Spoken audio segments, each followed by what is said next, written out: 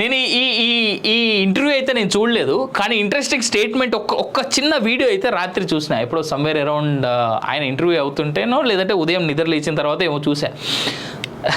రేవంత్ రెడ్డి మాట్లాడుతూ first time ఓటర్లు యువత అంతా ఎవరికి ఓటేస్తారంటే మోడీకే వేస్తామని చెప్పేసి వాళ్ళు అన్నారు. అంటే ఏయురి అంట కాంగ్రెస్ ఓటు పోయి రాహుల్కి వేయాలని చెప్పుకోవాలి కదా, కనీసం సమాధానం లేదు పిల్లగారి నోట్లకి వెళ్ళి.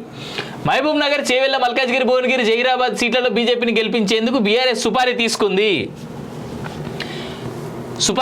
బీజేపీ బీఆర్ఎస్ మధ్య అవగాహన ఒప్పందం ఉన్నది. సుపారీ తీసుకున్న వారికి నాపై మాట్లాడే అర్హత ఎక్కడుంది? అధికార దాహంతో బీజేపీలో చేరాలనుకుంటే 2017లోనే చేరి మంత్రిని అయ్యే వాడినని, ఇప్పుడు కాంగ్రెస్ ముఖ్యమంత్రిగా ఉన్న నాకు బీజేపీలో చేరాల్సిన అవసరం ఏమున్నదని, 17 సంవత్సరాలుగా ప్రతిపక్షంలోనే ఉన్న ప్రజల మధ్యలో ఉండి రాజకీయంగా పోరాడి ముఖ్యమంత్రి అయ్యాను. ఎవరి దయాదాక్షిణ్యాలతో ఈ పదవులకు రాలేదు. కేటీఆర్ది మేనేజ్మెంట్ కోట, ఆయనతో నాకు పోలికైంది. తండ్రి పేరుతో కేటీఆర్కు నౌకరీ దొరికింది, లేకపోతే ఆయన తెలంగాణలో చెప్రాసికి కూడా పని చేయలేడంట.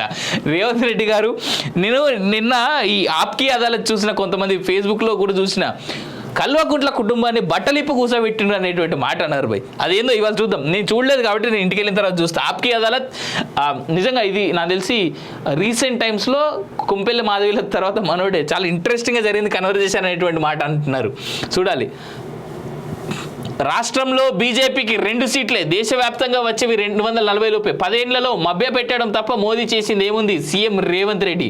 బీజేపీని గెలిపించేందుకు బీఆర్ఎస్ సుపారీ తీసుకుంది. చట్ట ప్రకారమే కేసీఆర్ అనుకో అవినీతిపై చర్యలు. భార్యాభర్తల ఫోన్లను కూడా గత సర్కార్ ట్యాప్ చేసింది. రావణుడు ఉన్నంతకాలం రాముడు ఉంటాడు, కేసీఆర్ ఉన్నంతకాలం నేనుంటా. ఈ స్టేట్మెంట్ ఏంది భయ్? రావణుడు ఉన్నంతకాలం రాముడు ఉంటాడు, కేసీఆర్ ఉన్నంతకాలం నేనుంటా అంటే నువ్వు రామునివే, కేసీఆర్ రావణాసుడు అయిపోయిందా? ఎట్లా అన్నా రేవంత్ అన్న కూడా ఇట్లా మాట్లాడితే? కుక్కలను పిల్లులను నేను కొట్టను, కొడితే సింహానే కొడతా. కవిత అరెస్ట్ ఎన్నికల్లో ఏమాత్రం ప్రభావం చూపదు. తండ్రి పేరు చెప్పుకోకుంటే కేటీఆర్ చెప్రాసి కూడా కాలేడు. ఇండియా టీవీ ఆప్కి అదాలత్లో సీఎం కామెంట్స్ ఇంట్రెస్టింగ్ ఉన్నాయి, లోపలికి పోయి చూద్దాం. దేశంలో బీజేపీకి 240 సీట్లు కూడా వచ్చే ఛాన్స్ లేదని, నిరుద్యోగులు మోదీపై కోపంతో రగిలిపోతున్నారని సీఎం రేవంత్ రెడ్డి అన్నాడు. 10 ఏళ్లలో కేంద్రంలోని బీజేపీ ప్రభుత్వం ప్రజలను మభ్యపెట్టడం తప్ప చేసింది ఏమీ లేదని మండిపడ్డారు. రాష్ట్రంలో బీజేపీకి 2 ఎంపీ సీట్లకు మించి రావన్నారు. కేసీఆర్ కూడా మొన్నటి అసెంబ్లీ ఎన్నికల్లో 100కు పైగా ఎమ్మెల్యే సీట్లు వస్తాయని కలలు కన్నారని, కానీ జనం తీర్పు ఏమొచ్చిందో అందరికీ తెలిసిందని పేర్కొన్నారు. చట్ట ప్రకారమే కేసీఆర్ అండ్ కోపై చర్యలు ఉంటాయని, 10 ఏళ్లలో బీఆర్ఎస్ నేతలు చేసిన అవినీతి బయటకు వస్తుందని చెప్పారు. తీవ్రవాదులపై వాడాల్సిన ఫోన్ ట్యాపింగ్ ను రాజకీయ నాయకులపై, బంధువులపై, భార్యాభర్తలపై కూడా గత కేసీఆర్ ప్రభుత్వం వాడిందని, ఈ కేసులో ఎవరున్నా చర్యలు తప్పవని హెచ్చరించారు. తాను తండ్రి పేరు చెప్పుకొని సీఎం కాలేనని, కార్యకర్తల పోరాటం, ప్రజల ఆశీర్వాదంతో ఈ స్థాయికి వచ్చానని చెప్పారు. అదైతే వాస్తవం. కానీ బీజేపీకి 2 సీట్లే అనేది మాత్రం రేవంత్ రెడ్డి గారు ఒకసారి మళ్ళీ ఆలోచించుకోండి. అమ్మో చాలా పెద్ద ఆర్టికలే ఉన్నది, వద్దులే అవి మీరు చదువుకోండి అబ్బా.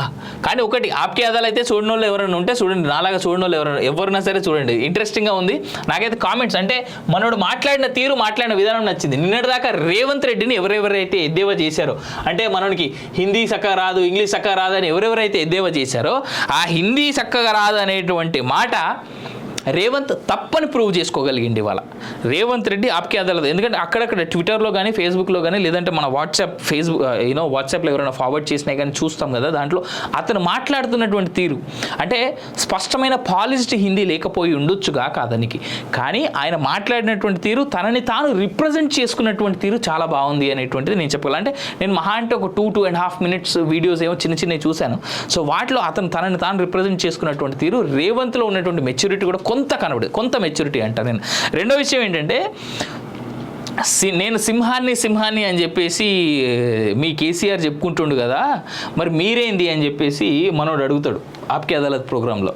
సో అడిగినప్పుడు నేను వేటాడేవాడిని, నేను కొడితే సింహంతోనే వేటాడే చేస్తా తప్ప ఈ కుక్కలు పిల్లులు ఇవన్నీ నాకు అనవసరం, కొడితే సింహాన్నే కొడితే పక్కపక్కలు ఇరగాలి అనేటువంటి మాట మాట్లాడేది. నాకు చాలా ఇంట్రెస్టింగ్గా అనిపించింది, నాకు చాలా నచ్చిండు రేవంత్ రెడ్డి చాలా రోజుల తర్వాత మేబీ. కానీ ఈ మాట తీరే కాకుండా పనిచేసే తీరు కూడా రావాలి తనలో.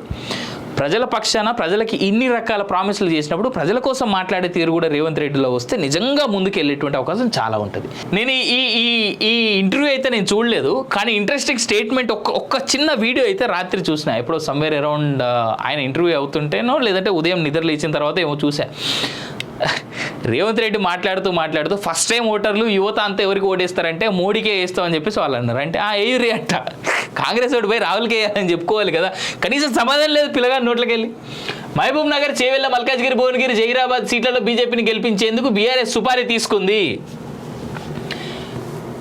తీసుకుంది. బీజేపీ బీఆర్ఎస్ మధ్య అవగాహన ఒప్పందం ఉన్నది. సుపారీ తీసుకున్న వారికి నాపై మాట్లాడే అర్హత ఎక్కడుంది? అధికార దాహంతో బీజేపీలో చేరాలనుకుంటే 2017లోనే చేరే మంత్రినయ్యే వాడినని, ఇప్పుడు కాంగ్రెస్ ముఖ్యమంత్రిగా ఉన్న నాకు బీజేపీలో చేరాల్సిన అవసరం ఏమున్నదని, 17 సంవత్సరాలుగా ప్రతిపక్షంలోనే ఉన్న ప్రజల మధ్యలో ఉండి రాజకీయంగా పోరాడి ముఖ్యమంత్రి అయ్యాను. ఎవరి దయాదాక్షిణ్యాలతో ఈ పదవులకు రాలేదు. కేటీఆర్ది మేనేజ్మెంట్ కోట, ఆయనతో నాకు పోలికైంది. తండ్రి పేరుతో కేటీఆర్కు నౌకరీ దొరికింది, లేకపోతే ఆయన తెలంగాణలో చెప్రాసికి కూడా పని చేయలేడంట.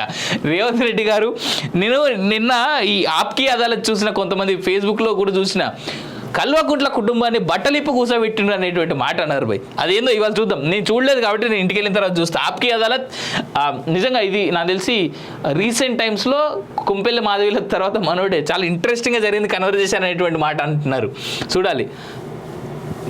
రాష్ట్రంలో బీజేపీకి 2 సీట్లే, దేశవ్యాప్తంగా వచ్చేవి 240 లోపే. 10 ఏళ్లలో మభ్య పెట్టడం తప్ప మోదీ చేసింది ఏముంది? సీఎం రేవంత్ రెడ్డి. బీజేపీని గెలిపించేందుకు బీఆర్ఎస్ సుపారీ తీసుకుంది. చట్ట ప్రకారమే కేసీఆర్ అనుకో అవినీతిపై చర్యలు. భార్యాభర్తల ఫోన్లను కూడా గత సర్కార్ ట్యాప్ చేసింది. రావణుడు ఉన్నంతకాలం రాముడు ఉంటాడు, కేసీఆర్ ఉన్నంతకాలం నేనుంటా. ఈ స్టేట్మెంట్ ఏంది భయ్? రావణుడు ఉన్నంతకాలం రాముడు ఉంటాడు, కేసీఆర్ ఉన్నంతకాలం నేనుంటా అంటే నువ్వు రామునివే, కేసీఆర్ రావణాసుడు అయిపోయిందా? ఎట్లన్నా రేవంత్ అన్న కూడా ఇట్లా మాట్లాడితే? కుక్కలను పిల్లులను నేను కొట్టను, కొడితే సింహానే కొడతా. కవిత అరెస్ట్ ఎన్నికల్లో ఏమాత్రం ప్రభావం చూపదు. తండ్రి పేరు చెప్పుకోకుంటే కేటీఆర్ చెప్రాసి కూడా కాలేడు. ఇండియా టీవీ ఆప్కి అదాలత్లో సీఎం కామెంట్స్ ఇంట్రెస్టింగ్ ఉన్నాయి. లోపలికి పోయి చూద్దాం. దేశంలో బీజేపీకి 240 సీట్లు కూడా వచ్చే ఛాన్స్ లేదని, నిరుద్యోగులు మోదీపై కోపంతో రగిలిపోతున్నారని సీఎం రేవంత్ రెడ్డి అన్నాడు. 10 ఏళ్లలో కేంద్రంలోని బీజేపీ ప్రభుత్వం ప్రజలను మభ్యపెట్టడం తప్ప చేసింది ఏమీ లేదని మండిపడ్డారు. రాష్ట్రంలో బీజేపీకి 2 ఎంపీ సీట్లకు మించి రావన్నారు. కేసీఆర్ కూడా మొన్నటి అసెంబ్లీ ఎన్నికల్లో 100కు పైగా ఎమ్మెల్యే సీట్లు వస్తాయని కలలు కన్నారని, కానీ జనం తీర్పు ఏమొచ్చిందో అందరికీ తెలిసిందని పేర్కొన్నారు. చట్ట ప్రకారమే కేసీఆర్ అండ్ కోపై చర్యలు ఉంటాయని, 10 ఏళ్లలో బీఆర్ఎస్ నేతలు చేసిన అవినీతి బయటకు వస్తుందని చెప్పారు. తీవ్రవాదులపై వాడాల్సిన ఫోన్ ట్యాపింగ్ ను రాజకీయ నాయకులపై, బంధువులపై, భార్యాభర్తలపై కూడా గత కేసీఆర్ ప్రభుత్వం వాడిందని, ఈ కేసులో ఎవరున్నా చర్యలు తప్పవని హెచ్చరించారు. తాను తండ్రి పేరు చెప్పుకొని సీఎం కాలేనని, కార్యకర్తల పోరాటం, ప్రజల ఆశీర్వాదంతో ఈ స్థాయికి వచ్చానని చెప్పారు. అదైతే వాస్తవం. కానీ బీజేపీకి 2 సీట్లే అనేది మాత్రం రేవంత్ రెడ్డి గారు ఒకసారి మళ్ళీ ఆలోచించుకోండి. అమ్మో, చాలా పెద్ద ఆర్టికలే ఉన్నది, వద్దులే, అవి మీరు చదువుకోండి అబ్బా. కానీ ఒకటి, ఆప్కి అదాలు అయితే చూడని వాళ్ళు ఎవరైనా ఉంటే చూడండి, నాలాగా చూడని వాళ్ళు ఎవరైనా సరే చూడండి. ఇంట్రెస్టింగ్గా ఉంది. నాకైతే కామెంట్స్ అంటే మనోడు మాట్లాడిన తీరు, మాట్లాడిన విధానం నచ్చింది. నిన్నటిదాకా రేవంత్ రెడ్డిని ఎవరెవరైతే ఎద్దేవా చేశారో, అంటే మనోడికి హిందీ చక్కగా రాదు, ఇంగ్లీష్ చక్కగా రాదు అని ఎవరెవరైతే ఎద్దేవా చేశారో, ఆ హిందీ చక్కగా రాదు అనేటువంటి మాట రేవంత్ తప్పని ప్రూవ్ చేసుకోగలిగింది ఇవాళ రేవంత్ రెడ్డి ఆప్కి అదాలత్. ఎందుకంటే అక్కడక్కడ ట్విట్టర్లో కానీ, ఫేస్బుక్లో కానీ, లేదంటే మన వాట్సాప్